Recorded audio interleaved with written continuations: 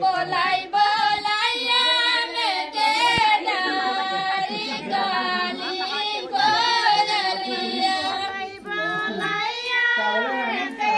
डारी काली कोयलिया सबके बल भैया के बहनी छिरी खाए कमा गई दूध भात दिया कमा गई पापा सुनिया बल भैया साले दद्दा छिनरी के राजू से बाजू से टम्पू मगाड़े से हाथी के हाथे से उड़ के मोहाड़े से बोलाई बोलाइया में के डारी काली कोयलिया सामनमा निमिया गणपति सामनमा निमिया गणपति सामनमा निमिया गणपति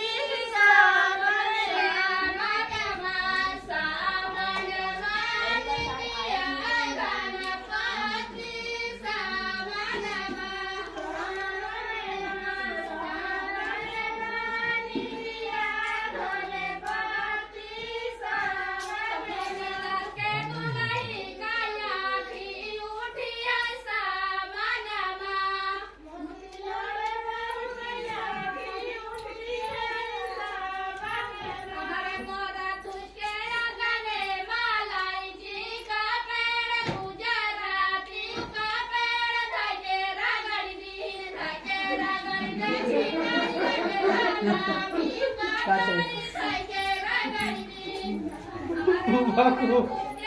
अरे चाबी दे ना सबसे लगा पूरे भजन चावल जाओ चावल ओ भाई कैसे